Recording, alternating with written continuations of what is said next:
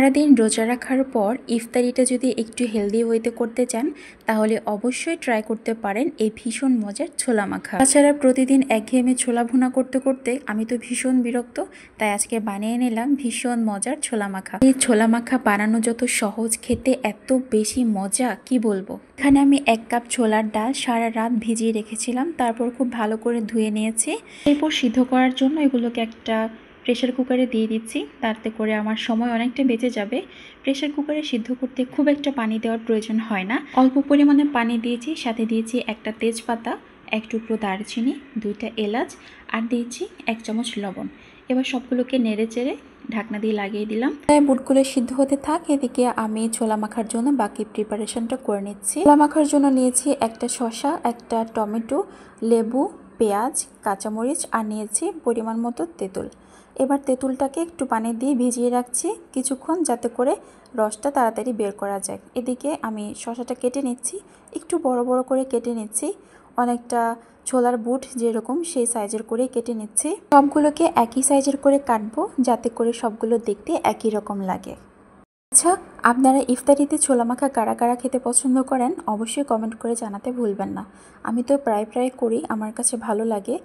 একঘেয়েমি ছোলা ভুনা খেতে খেতে যখন বিরক্ত লাগে তখন আমি এই ছোলা মাখাটা বানিয়ে নিই। আমি এবং আমার বাসার সবাই এই ছোলা মাখা খেতে তো খুবই পছন্দ করি।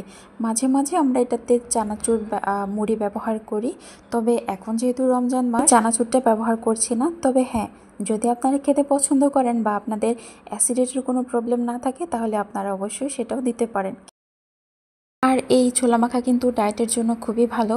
যারা একদম হেলদি ওয়েতে খাবার দাবার খেতে চান বা রমজান মাসে একদমই তেলে পোড়া ভাজাভুজি খেতে চান না, তারা অবশ্যই এভাবে কিন্তু ছোলা মাখাটা রাখতে পারেন।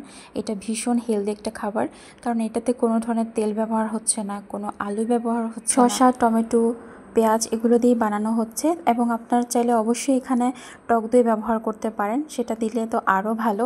কথা বলতে বলতে আমার সবজিগুলো কাটা হয়ে গিয়েছে, আর এইদিকে আমার বুটটা সিদ্ধ হতে প্রায় 7টার মতো সিটি লেগেছে।